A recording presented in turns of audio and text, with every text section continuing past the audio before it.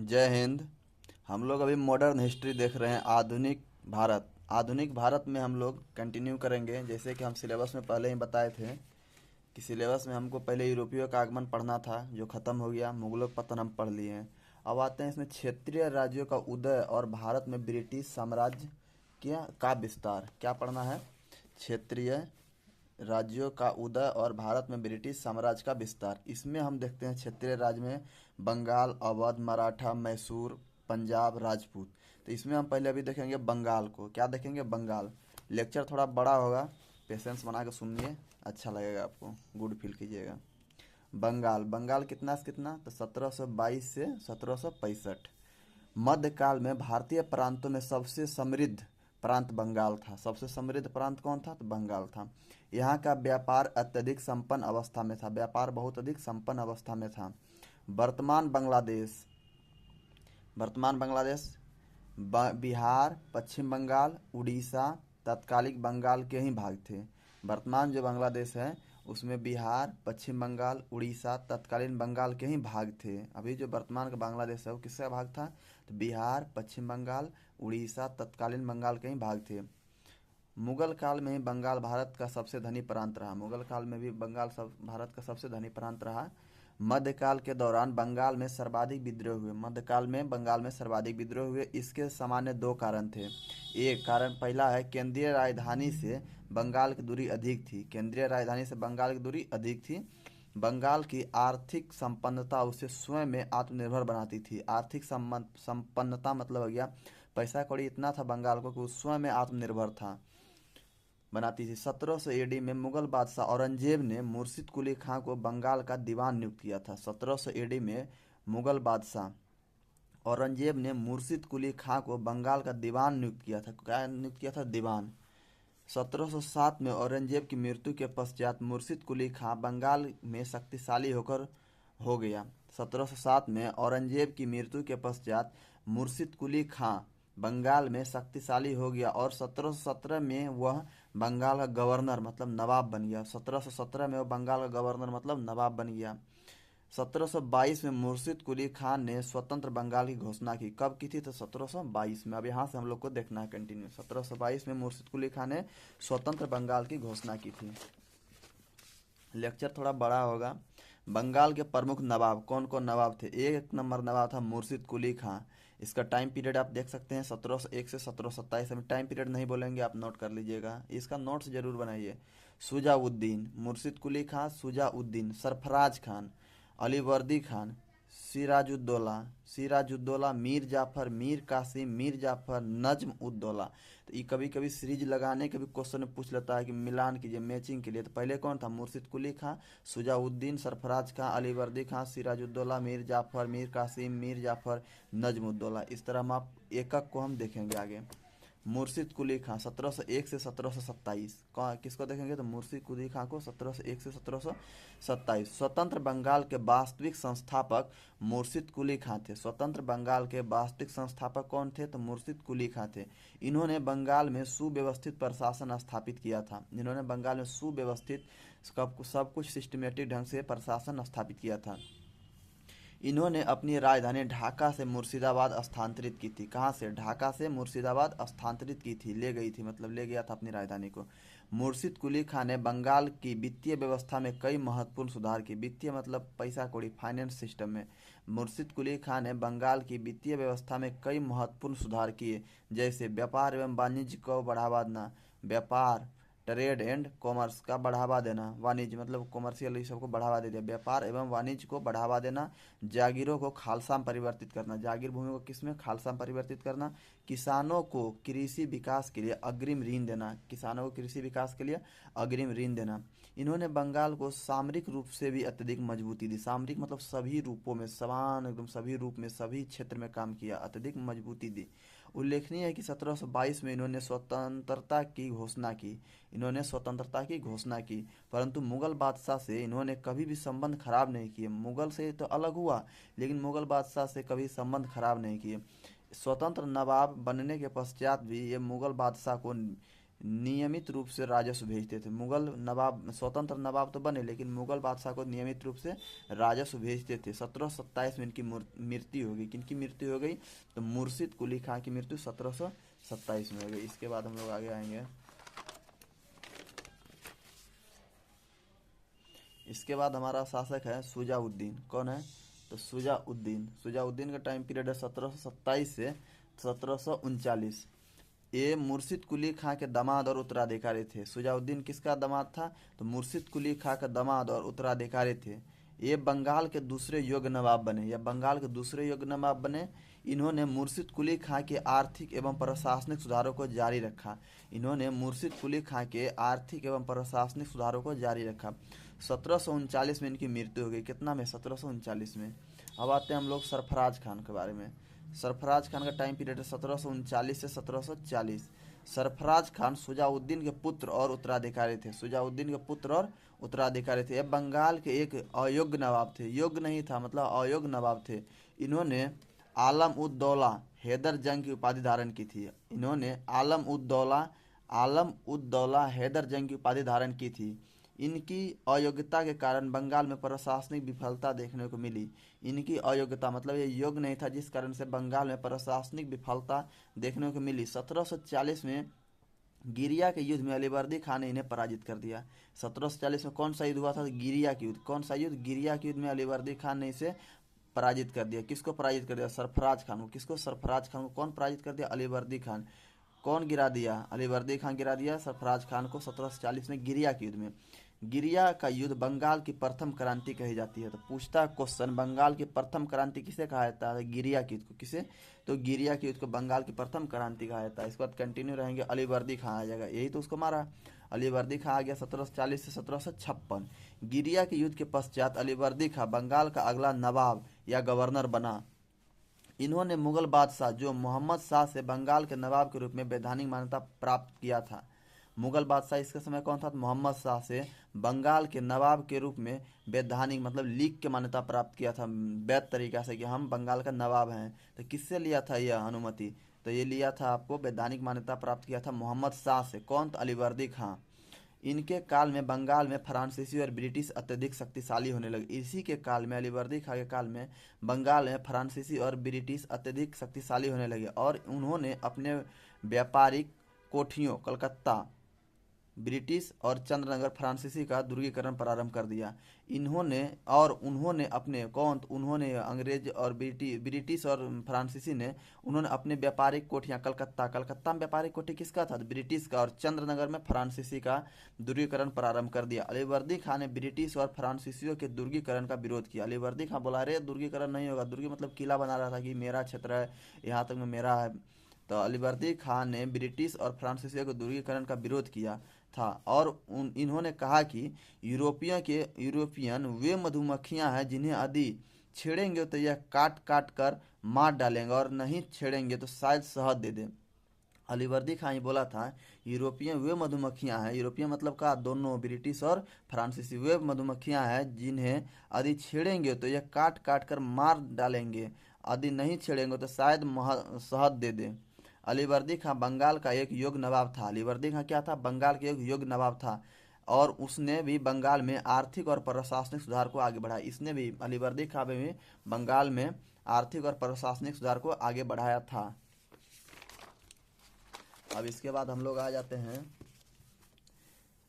सिराजुद्दौला। देखिए क्या लिखा, सिराजुद्दौला 1756 से 1757। ये अलीवर्दी खां के नाती और उत्तराधिकारी थे। अलीवर्दी खां के नाती और उत्तराधिकारी थे। इनकी एक मौसी घसीटी बेगम जो इनकी प्रतिद्वंदी थी, इनका एक मौसी थी, घसीटी बेगम नाम था। इनसे बड़ी जलती थी। किनसे? सिराजुद्दौला से प्रतिद्वंदी थी। इनका एक चचेरा भाई शौकत जंग इस समय बिहार के पूर्णिया का सूबेदार था। इनका एक चचेरा भाई था शौकत जंग, इस समय बिहार के पूर्णिया का सूबेदार था। कहाँ का था? तो पूर्णिया का सूबेदार। इनका चचेरा भाई शौकत जंग। कौन? तो शौकत जंग। क्वेश्चन पूछता है पूर्णिया का बिहार में पूर्णिया का सूबेदार कौन था? तो शौकत जंग। साधारण जनमानस के लिए सिराजुद्दौला एक क्रूर नवाब के रूप में विख्यात था। साधारण जनमानस के लिए सिराजुद्दौला एक क्रूर नवाब के रूप में विख्यात था। इन्होंने कलकत्ता में अंग्रेजी कारखाने प्रतिबंधित करने का प्रयास किया। कलकत्ता में जो अंग्रेजी कारखाना था उसको प्रतिबंधित करने का प्रयास किया। सिराजुद्दौला और ब्रिटिश के बीच कटुतापूर्ण संबंध के प्रमुख कारण थे। सिराजुद्दौला और ब्रिटिश के बीच जो कटुतापूर्ण संबंध था उसका प्रमुख कारण था। क्या क्या कारण था, एक एक कारण देखेंगे हम। एक नंबर कारण था ब्रिटिशों के द्वारा बंगाल में दस्तक प्रणाली का दुरुपयोग किया जा रहा था। ब्रिटिश जो थे दस्तक प्रणाली का क्या कर रहे थे, दुरुपयोग कर रहे थे। दस्तक मतलब एक ऐसा कार्ड था, जो कार्ड अगर आपके पास है तो बंगाल में व्यापार आप फ्री ट्रेड कर सकते हैं, मतलब व्यापार में मुक्त व्यापार करने के लिए। लेकिन अंग्रेज सब इसका मिसयूज करने लगा। जैसे आप व्यापार कर लिए तो आपसे कार्ड वाले का फिर घुस जाता था, इस तरह से उसका क्या करते मिसयूज करने लगा। तो एक नंबर क्या है, ब्रिटिशों के द्वारा बंगाल में दस्तक प्रणाली का दुरुपयोग किया जा रहा था। दो नंबर बोल रहा है नवाब बनने के पश्चात ब्रिटिश सिराजुद्दौला के सम्मुख दरबार में हाजिर नहीं हुए थे। ब्रिटिश सिराजुद्दौला के सम्मुख दरबार में हाजिर नहीं हुए थे और ना ही उन्होंने कोई उपहार सिराजुद्दौला को भेंट किया था। ये नवाब बना तो ब्रिटिश इस पर कोई ध्यान नहीं, बोला बोलो हटाओ हटाओ, नवाब बना तो बना, इसलिए उसको दुख था इस बात का कि काहे नहीं आया, कुछ उपहार भी लेके आया रहता। बंगाल में कासिम बाजार के निरीक्षण की अनुमति नवाब को नहीं दी गई। बंगाल में कासिम बाजार था, कौन था, तो कासिम बाजार के निरीक्षण की अनुमति नवाब को नहीं दी गई थी। और 4 नंबर था कलकत्ता में दुर्गों का दुर्गीकरण बड़े स्तर पर शुरू कर दिया। कलकत्ता में दुर्गों का दुर्गीकरण बड़े स्तर पर शुरू कर दिया गया और वो भी बिना नवाब की अनुमति के। नवाब से पूछा भी नहीं और दुर्गीकरण स्टार्ट कर दिया। जो राजा है भाई उसे पूछना पड़ेगा। उपरोक्त सभी कारणों से सिराजुद्दौला क्रोधित हो गया और उसने कलकत्ता पर आक्रमण की योजना बनाई। इसी सब कारण से उसने क्या किया, कलकत्ता पर आक्रमण की योजना बनाई। जून 1756 में सिराजुद्दौला ने कलकत्ता पर अधिकार कर लिया। जून 1756 में सिराजुद्दौला ने कलकत्ता पर अधिकार कर लिया। इस अभियान के दौरान नवाब ने 146 यूरोपियन को गिरफ्तार करके 20 जून 1756 में एक काल कोठरी में बंद कर दिया। अगले दिन 21 जून 1756 में इतिहासकारों के अनुसार 123 लोग मारे गए। 146 को बंद किया था, 123 मारे गए। और कुछ अन्य इतिहासकारों के अनुसार 145 लोग मारे गए थे। कुछ अन्य इतिहासकार कहता है कि 145 लोग मारे गए और एक व्यक्ति बचा जिसका नाम था होलबेल। होलबेल एक इतिहासकार था, ये भी उसी में पकड़ा गया था। तो यही लिखा कि अरे भाई 145 को मर गया था, हम ही जिंदा थे। अब इसमें कितना सत्यता है तो अभी तक इसका सत्यापन नहीं हुआ है। सच्चाई क्या है वो तो नहीं कह सकते हैं। कोई 146 बोलता है, कोई 123 मर गया, कोई 145 मर गया, इस तरह से था। होलबेल इसका जानकारी दी थी। भारत में आधुनिक इतिहास में इस घटना को ब्लैक होल ट्रेजेडी के नाम से जाना जाता है। ब्लैक होल का घटना के नाम से जाना जाता है। इस घटनाक्रम के पश्चात मद्रास की सेवा से कर्नल रॉबर्ट क्लाइव को बंगाल भेजा गया। मद्रास की सेवा, मद्रास में थे कौन, रॉबर्ट क्लाइव। क्लाइव को बोला रे रॉबर्ट क्लाइव जाओ तो बंगाल में देखो तो क्या हो रहा है, कर रहा है, सिराजुद्दौला मार रहा है। तो वो कहाँ गए, तो बंगाल भेजा गया। रॉबर्ट क्लाइव को कहाँ भेजा गया, बंगाल भेजा गया। रॉबर्ट क्लाइव ने बंगाल पहुंचकर एक सैन्य टुकड़ी की सहायता से सिराजुद्दौला को हरा दिया और पुनः कलकत्ता पर अधिकार कर लिया। ये रॉबर्ट क्लाइव था बड़ी चंट आदमी, ये जो है सिराजुद्दौला को हरा दिया, पुनः कलकत्ता पर अधिकार कर लिया। यह घटना जनवरी 1757 की है। कब की है, जनवरी 1757 की है। 9 फरवरी 1757 में रॉबर्ट क्लाइव और सिराजुद्दौला के बीच अलीनगर की संधि हुई। किसके, अलीनगर के। 9 फरवरी 1757 में रॉबर्ट क्लाइव और सिराजुद्दौला के बीच अलीनगर की संधि हुई। क्वेश्चन पूछता है कि अलीनगर की संधि किसके बीच हुई थी, रॉबर्ट क्लाइव और सिराजुद्दौला के बीच। कब, तो 9 फरवरी 1757। इस संधि के मुख्य प्रावधान क्या थे, इसमें क्या क्या कहा गया था। एक नंबर कहा गया था ब्रिटिश को 3 लाख रुपये सिराजुद्दौला ने युद्ध हर जाने के रूप में दिया। देख रहे हैं घटना कैसा मोड़ ले रहा है। ब्रिटिश को 3 लाख रुपये सिराजुद्दौला ने युद्ध हार जाने के रूप में दिया। एक तो ये हारा भी, इसको हराया भी और 3 लाख रुपया भी इसे लिया, क्योंकि इसका जो है ना वित्तीय स्थिति को खराब करना चाह रहा था। मेन मोटिव वही था। कलकत्ता में सिक्के ढालने और दुर्गीकरण करने की अनुमति नवाब को देनी पड़ी। कलकत्ता में सिक्के ढालने और दुर्गीकरण करने की अनुमति, दुर्गी मतलब किला बनवाने की अनुमति नवाब को देनी पड़ी। इसी कारण लड़ाई हुआ था, दुर्गीकरण कारण। फ्रांसीसी कब्जे वाले चंद्रनगर को सिराजुद्दौला ने छीन कर ब्रिटिश को दे दिया। फ्रांसीसी कब्जे कौन था? दो गो था, एगो ब्रिटिश था, एगो फ्रांसीसी था। तो ब्रिटिश अपना कलकत्ता में बना रहा था और फ्रांसिस कहाँ बना? चंद्रनगर। चंद्रनगर में कौन था? फ्रांसिस। तो वही बोल रहा, फ्रांसीसी कब्जे वाले चंद्रनगर को सिराजुद्दौला ने छीन कर ब्रिटिशों को दे दिया। यह संधि ब्रिटिशों के पक्ष में था। देख रहे हैं, सारा कुछ ब्रिटिश के पक्ष में है। बोला है सिराजुद्दौला, अब तो तुम हमसे हारिए गया है, ये फ्रांसिस का जो है ना चंद्रनगर लाओ छीन के, तो ये छीन के दे दिया। अब इसके आगे हम लोग कंटिन्यू बने रहेंगे। अली नगर की संधि ब्रिटिश और सिराजुद्दौला के बीच लंबे समय तक शांति स्थापित नहीं की जा सकी, नहीं कर सका। काहे नहीं कर सका? क्योंकि एक पक्ष में था, किसके? ब्रिटिश के पक्ष में था, इसलिए ज़्यादा देर तक शांति स्थापित नहीं कर पाएगा। कहा जाता है कि बंगाल में कुछ व्यक्ति जैसे मीर जाफर, राय दुर्लभ, अमित चंद और जगत सेठ रॉबर्ट क्लाइव के गुप्त रूप से संपर्क में थे। रॉबर्ट क्लाइव, अरे बिना रॉबर्ट क्लाइव मिलाए जीत ही नहीं सकता था। ये कुछ कुछ लोग को मिला लिया था। किसको? तो मीर जाफरा को मिला लिया था, राय दुर्लभ को मिला था, अमित चंद को मिला दिया था और जगत सेठ। क्वेश्चन पूछता है रॉबर्ट क्लाइव जो बंगाल में सिराजुद्दौला को हराया था, तो उस समय बंगाल किन किन व्यक्ति को मिला लिया था? तो मीर जाफर, राय दुर्लभ, अमित चंद और जगत सेठ को मिला लिया था। इन सभी लोगों के साथ मिलकर क्लाइव ने मीर जाफर को बंगाल का अगला नवाब प्रस्तावित करके इस युद्ध की घोषणा की थी। इन सभी लोगों के साथ मिलकर, इस सबको मिल गया, बोला ये जफरा मिल जाओ मिल जाओ, मिल जाएगा ना, तो सिराजुद्दौला को हराएंगे और तुम ही को हम अगला नवाब बना देंगे। तो सब मिल गया भाई, लालच आ गया, को बंगाल का अगला नवाब प्रस्तावित करके इस युद्ध की घोषणा कर दी। 23 जून 1757 में प्लासी का युद्ध रॉबर्ट क्लाइव, ब्रिटिश और बंगाल के नवाब सिराजुद्दौला के बीच प्रारंभ हुआ। बोला देखो हम युद्ध करना चाह रहे हैं लेकिन तुम लोग को हमके साथ देना पड़ेगा। तो मीर जाफरा बोला हाँ हाँ क्यों नहीं, आप बनाइएगा ना हमको नवाब। बोला हाँ। तो 23 जून 1757 में प्लासी का युद्ध रॉबर्ट क्लाइव, ब्रिटिश और बंगाल के नवाब सिराजुद्दौला के बीच प्रारंभ हुआ। प्लासी का युद्ध भारत के निर्णायक युद्धों में से एक था। निर्णायक मतलब यहाँ से भारत का मतलब कि यहाँ से अलग ही मोड़ लेता है। प्लासी का युद्ध भारत के निर्णायक युद्ध में से एक था। इस युद्ध में रॉबर्ट क्लाइव ने सिराजुद्दौला को पराजित कर दिया। रॉबर्ट क्लाइव ने किसको? सिराजुद्दौला को पराजित कर दिया।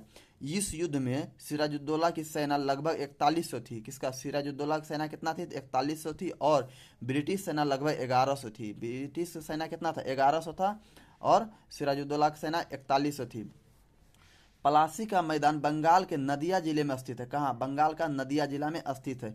इस युद्ध में तो वैसे मीर जाफर सिराजुद्दौला की ओर से लड़ रहा था। मीर जाफरा किधर से? सिराजुद्दौला की ओर से था, परंतु वह गुप्त रूप से ब्रिटिश की तरफ था। सिराजुद्दौला की तरफ से कौन था? मीर जाफर कहता था हाँ मालिक हम आप ही की तरफ से हैं, लेकिन वो गुप्त रूप से किधर था? ब्रिटिश की तरफ था।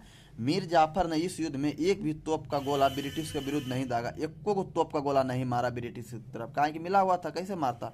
जब सिराजुद्दौला ने यह देखा तब उसने युद्ध से भागने का प्रयास किया। तभी मीर जाफर के पुत्र मीरन ने उसकी हत्या कर दी और प्लासी का युद्ध ब्रिटिशों द्वारा जीत लिया गया। क्या कहा? सिराजुद्दौला जब ये देखा तो मीर जाफरा बोला जाइए ना महाराज, हम तो जीतिए लेंगे युद्ध को। जैसे इसका गया, मीर जाफरा तो उससे मिला हुआ था तो युद्ध तो चलिए नहीं रहा था युद्ध। तो मीर जाफर का पुत्र था मीरन, मीरन ने इसकी हत्या कर दी। किसका? सिराजुद्दौला का। प्लासी का ब्रिटिश जीत लिया और प्लासी को ब्रिटिश द्वारा जीत लिया गया। प्लासी के युद्ध पर 3 महत्वपूर्ण इतिहासकार क्या बोले हैं वो सब देखिए। 3 गो महत्वपूर्ण इतिहासकार प्लासी के युद्ध पे कुछ कुछ बात बोला है, अति महत्वपूर्ण टिप्पणियां की है। 1 नंबर, अदुनाथ सरकार के अनुसार, अदुनाथ सरकार एक इतिहासकार वो बोलते हैं प्लासी के युद्ध के लगभग 20 वर्षों के उपरांत ही भारत धर्मतंत्र से स्वतंत्र हो गया। प्लासी के युद्ध के लगभग 20 वर्षों के उपरांत ही भारत धर्मतंत्र से स्वतंत्र हो गया। धर्मतंत्र से स्वतंत्र हो गया। 2 नंबर बोलता है दीनानाथ मिश्र के अनुसार, कौन थे? यह भी एक इतिहासकार थे। दीनानाथ मिश्र के अनुसार प्लासी के युद्ध में एक तरफ सीधा साधा नवाब कौन? सिराजुद्दौला और दूसरी तरफ कुटिल बाग क्लाइव था। कुटिल बाग कौन था? क्लाइव था। इस युद्ध में कुटिलता की जीत हुई। इस युद्ध में क्या? कुटिलता की जीत हुई। अब 3 नंबर बोलता है के पनिक्कर के अनुसार, एगो के पनिक्कर भी इतिहासकार थे, ये बोलते हैं प्लासी में युद्ध नहीं एक सौदा हुआ था। सच्चाई का पे सौदा ही हुआ था जिसमें बंगाल के कुछ लोगों ने नवाब को ब्रिटिशों के हाथों बेच दिया था। सही गप है, ये सब बेचिए दिया था ना नवाब को। नवाब तो ऐसे बहुत शक्तिशाली था। अब प्लासी के युद्ध का क्या क्या प्रभाव पड़ा? प्लासी का युद्ध भारत में इतिहास का एक महत्वपूर्ण पड़ाव है। इस युद्ध के पश्चात ब्रिटिश बंगाल में एक राजनीतिक शक्ति के रूप में उभरे, राजनीतिक शक्ति के रूप में उभरे, जबकि वे इस समय इस युद्ध से पूर्व बंगाल में केवल एक व्यापारिक शक्ति थे। प्लासी के जैसे हुआ इससे पहले क्या था? व्यापारिक था, व्यापारिक शक्ति था, खाली व्यापार करता था। लेकिन जब युद्ध जीत लिया तो राजनीतिक शक्ति के रूप में उभरा। प्रतिद्वंदी यूरोपियन कंपनियों में भी ब्रिटिश सर्वोच्च शक्ति के रूप में उभरे। कहेंगे ब्रिटिश तब सबका बाप हो गया, कहेंगे हरा दिया है नवाब को, तो सबसे अलग हो गया और सबसे आगे हो गया। इस युद्ध के बाद ब्रिटिश को अत्यधिक आर्थिक लाभ प्राप्त हुआ, बहुत पैसा कौड़ी यहाँ से लिया। इस युद्ध ने धर्मतंत्र का अंत कर दिया। धर्मतंत्र का क्या किया? अंत कर दिया। प्लासी का युद्ध पूछता है किस युद्ध धर्मतंत्र का अंत कर दिया, तो प्लासी का युद्ध ने धर्मतंत्र को अंत कर दिया, धर्मतंत्र का अंत कर दिया। अब आते हैं आगे।